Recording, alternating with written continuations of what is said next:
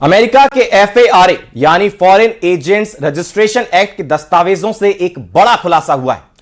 इसमें बताया गया है कि मई 2025 में जब भारत ने ऑपरेशन सिंदूर चलाया था तो पाकिस्तान इतना डर गया था कि उसने अमेरिका के सामने गिड़गिड़ाना शुरू कर दिया था। FARA के दस्तावेजों के मुताबिक ऑपरेशन सिंदूर के बाद पाकिस्तान इतना घबरा गया था कि उसने अमेरिका के दरवाजे 50 से ज्यादा बार खटखटाए। कि ये पाकिस्तान जो है एक अल्लाह का तोहफा है, इसमें अल्लाह की बड़ी बरकत है, तो ले आओ जो तुमने करना है। दाएं से आना है, बाएं से आना है, ऊपर से आना है, नीचे से आना है, इकट्ठे आना है, किसी के साथ आना है। एक बार मजा ना करा दिया ना तो पैसे वापस, ठीक है ना। ये दो तस्वीरें पाकिस्तान की मूर्खता का जीता जागता उदाहरण है, क्योंकि उसकी सेना के लोगों को अपनी हैसियत मालूम है, लेकिन वो जबरदस्ती की शेखी बघाड़ने से बाज नहीं आ रहे हैं। पाकिस्तान की सेना के प्रवक्ता लेफ्टिनेंट जनरल अहमद शरीफ चौधरी जिस समय भारत को धमकाने की जुर्रत कर रहे थे और लोग उनका मजाक बना रहे थे, ठीक उसी समय दुनिया भर में अमेरिका की फॉरेन एजेंट्स रजिस्ट्रेशन एक्ट के दस्तावेज पाकिस्तान की पोल खोल रहे थे। ये दस्तावेज बताते हैं कि कैसे ऑपरेशन सिंदूर के समय पाकिस्तान की हवाइयां उड़ गई थी। उसके हाथ पांव फूल गए थे क्योंकि पाकिस्तान को पता था कि अगर पाकिस्तान पर भारत ने पूरी ताकत से हमला बोल दिया तो उसका नाम दुनिया के नक्शे से मिट सकता है, और इसीलिए पाकिस्तान ने अमेरिका के हाथ पांव जोड़ने शुरू किए। पाकिस्तान के लिए कंगाली में आटा गीला होने की नौबत आ गई,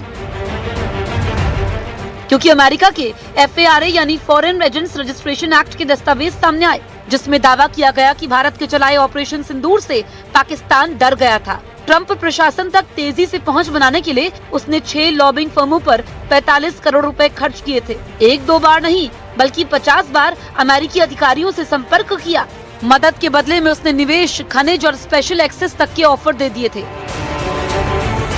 यानी पाकिस्तान ने साम दाम दंड भेद सारे तरीके अपनाए, क्योंकि वो चाहता था कि अमेरिका किसी तरह भारत से बोलकर युद्ध रुकवा दे। उस दौरान पाकिस्तान के ही एक पत्रकार ने दावा किया था कि अगर भारत ने अपनी मिसाइलें दाग दी और हमला कर दिया तो पाकिस्तान की औकात 15 दिन चुनाव लड़ने की भी नहीं है। कि पाकिस्तान आपने 4 दिन का, चलो मैं थोड़ा ज्यादा करता हूँ, इसका जवाब जनरल कियानी ने मुझे आज से 4 साल पहले दिया था, जब हमारी बहुत हालात ठीक थे। उसने कहा था, Haider Mahdi, we can not fight a war with India for more than 15 days maximum. War भी नहीं, कहता है होल्डिंग, हम सिर्फ होल्ड कर सकते हैं ज्यादा से ज्यादा 15 दिन। कहता है बहुत खींच लिया तो 20 दिन। और मैंने डॉक्ट्रिन ऐसा बनाया है कि हम 15 दिन में होल्ड करके फिर हम जाएं, भागें, लोगों के पैर पड़े, अमेरिका के पैर पड़े, रशिया के पैर पड़े, चाइना के पैर पड़े। इन सो मेनी वर्ड्स उन्होंने ये जबान तो नहीं इस्तेमाल की, वो बड़ी सोफिस्टिकेटेड था कि यार हम फिर उनसे कहेंगे जंग बंद करा दो।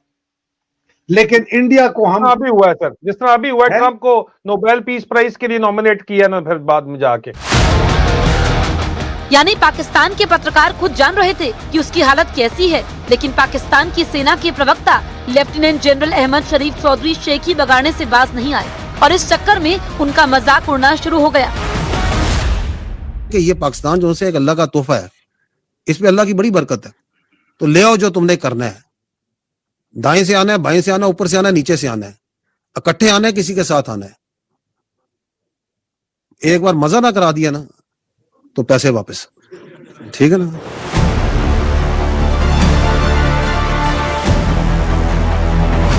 पाकिस्तान के पास खाने को पैसे नहीं है, कर्ज का ब्याज चुकाने तक के पैसे नहीं है, खजाने की हालत ठन ठन गोपाल हो चुकी है। जनता का दम आटा, दाल और चावल खरीदने में निकल रहा है, और ऐसी हालत में पाकिस्तान ने अमेरिका के तलवे चाटने के लिए करोड़ों रुपए खर्च कर दिए। और ऐसा उसने भारत की ताकत से डरकर किया, क्योंकि अगर भारत की सेना पूरे दम से धावा बोलती तो पाकिस्तान की सेना का दम निकलने में ज्यादा वक्त नहीं लगता।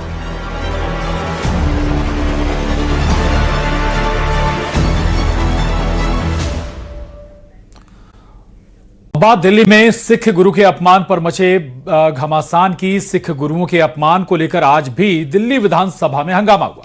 उधर आतिशी ने 2 वीडियो ट्वीट कर बीजेपी पर झूठ फैलाने का आरोप भी लगाया।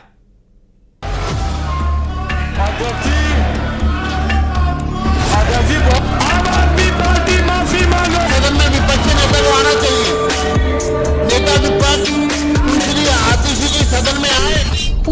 मुख्यमंत्री और आप नेता प्रतिपक्ष आतिशी का बयान उनके लिए लगातार मुश्किलें खड़ी कर रहा है। सिख गुरुओं के अपमान के मुद्दे पर गुरुवार को भी विधानसभा में जमकर हंगामा हुआ। आप विधायक पीली पगड़ी पहनकर पहुंचे तो बीजेपी विधायकों ने आतिशी से माफी की मांग कर दी। हर एक तो पहले अपमान करना, फिर माफी ना मांगना, फिर उसके ऊपर आंखें दिखाना, ये अपने आप में बहुत ही निंदनीय कृत्य है।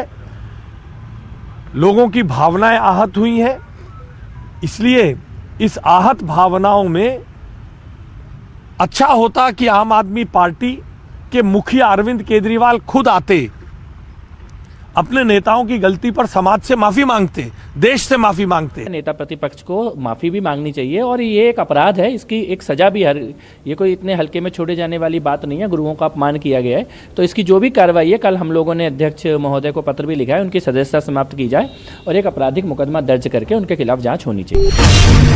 विधानसभा में गुरु तेग बहादुर जी महाराज को लेकर दिए गए आतिशी के बयान को लेकर बीजेपी के नेता और सिख समाज के लोग अमर कॉलोनी थाने पहुंचे, जहां पर आतिशी के खिलाफ शिकायत की गई। उधर आप नेता संजय सिंह का कहना है कि बीजेपी आतिशी का झूठा वीडियो बनाकर फैला रही है। का झूठा वीडियो प्रचारित किया और उस झूठे वीडियो के माध्यम से ये प्रचारित करने का काम किया कि आतिशी जी ने गुरुओं का अपमान किया है। आखिर सिख समाज से बीजेपी को इतनी नफरत क्यों है?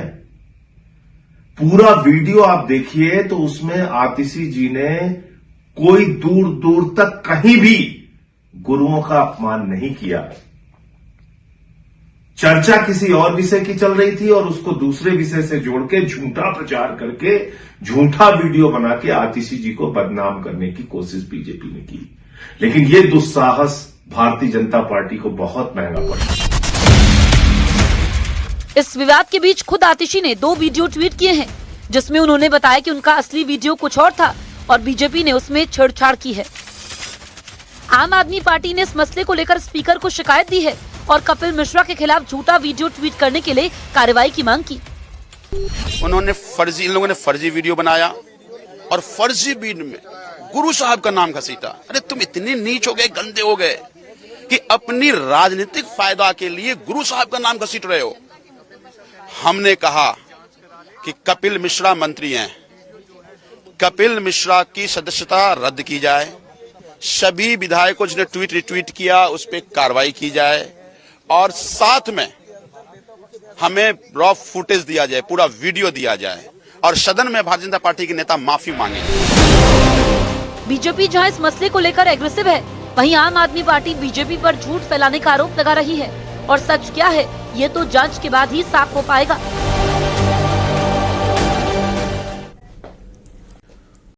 और दिल्ली के तुर्कमान गेट में पुलिस और एमसीडी की टीम पर हुए पथराव के पीछे अब एक बड़ी साजिश सामने आई है। जांच में सामने आया है कि हिंसा अचानक नहीं बल्कि सुनियोजित थी। पुलिस ने 5 आरोपियों को गिरफ्तार किया है, जबकि कई आरोपियों की तलाश लगातार की जा रही है।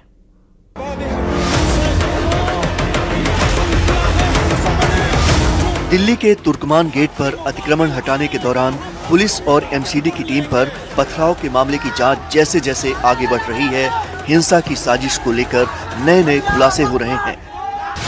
न्यूज 18 इंडिया के पास इंटेलिजेंस यूनिट के उस अलर्ट की कॉपी है जिसे दिल्ली पुलिस को भेजा गया था। दिल्ली पुलिस को पहले ही इंटेलिजेंस ने जानकारी दे दी थी कि अतिक्रमण हटाने के दौरान हिंसा हो सकती है, इसीलिए 5 जिलों की पुलिस को तुर्कमान गेट पर तैनात किया गया था। इंटेलिजेंस यूनिट ने दिल्ली पुलिस को भेजे गए अलर्ट में एंटी नेशनल एलिमेंट्स का जिक्र किया था और पहले ही बता दिया था कि स्थानीय लोग भी विरोध प्रदर्शन में शामिल हो सकते हैं। ये आप देख सकते हैं दिल्ली पुलिस का ये चलता फिरता कंट्रोल रूम है, जिसे मोबाइल पुलिस स्टेशन भी कहते हैं। इस गाड़ी की जो खासियत है वो बहुत खासियत मैं आपको बताना चाहूँगा। इसमें क्या क्या किस तरह की खासियत है। ये जो कंट्रोल रूम है इसमें कई सीसीटीवी कैमरे लगे हैं। हर एक दृष्टिकोण से विजुअल को कैप्चर करने का यहाँ पर सीसीटीवी कैमरे से जुड़े हुए लैस ये पूरा वाहन है और इसमें जो पुलिस के जवान बैठते हैं वो इस पूरे इलाके में जो आसपास कहा जा सकता है 360 डिग्री यहाँ आसपास में हर एक गतिविधियों को यहाँ पे कैप्चर किया जाता है और उस कैप्चर विजुअल्स को आगे कंट्रोल रूम में भेजा जाता है। ये मोबाइल पुलिस स्टेशन है और यहाँ पर पिछले 2 दिनों के अंदर में जिस तरह से यहाँ पर काफ़ी गतिविधियाँ हो रही हैं, काफ़ी लोग आ रहे हैं, चाहे बात करें यहाँ पे पैरामिलिट्री फोर्सेस, दिल्ली पुलिस के जवान यहाँ पे हैं और यहाँ पर आसपास के जो लोग हैं काफ़ी वो भी इकट्ठा हो रहे हैं, तो उन तमाम चीज़ों को ध्यान में रखते हुए इस वैन को लगाया गया है। पुलिस ने अब तक इस मामले में 5 आरोपियों को गिरफ्तार कर लिया है, जबकि करीब 50 लोगों की पहचान की गई है। पुलिस की जांच में सामने आया कि यह हिंसा अचानक नहीं थी, इसके पीछे सुनियोजित साजिश हो सकती है, क्योंकि जिस तेजी से अफवाह को फैलाया गया और लोगों को भड़काया गया वो बिना पक्की प्लानिंग के नहीं हो सकता था। दिल्ली पुलिस इस हिंसा से जुड़े 450 वीडियोस के आधार पर अलग अलग किरदारों की तलाश में जुट गई है। इनमें एक आरोपी है यूट्यूबर सलमान, जिस पर सोशल मीडिया के जरिए माहौल खराब करने की कोशिश और लोगों को भड़काने का आरोप है। दिल्ली पुलिस को तुर्कमान हिंसा का एक और वीडियो मिला है, जिसे अली नाम के लड़के ने सोशल मीडिया पर पोस्ट किया था। अली वही लड़का है जिसने आई लव मोहम्मद को लेकर जब देश भर में विरोध प्रदर्शन हो रहे थे तो उसने पुरानी दिल्ली इलाके में भारी भीड़ जमा की थी। उसके इंस्टाग्राम अकाउंट पर भी कई उकसाने वाले वीडियो हैं। इन्हीं तमाम सबूतों के आधार पर दिल्ली पुलिस दावा कर रही है कि तुर्कमान गेट हिंसा के पीछे बड़ी साजिश थी, जिसे पुलिस ने वक्त रहते काबू कर लिया।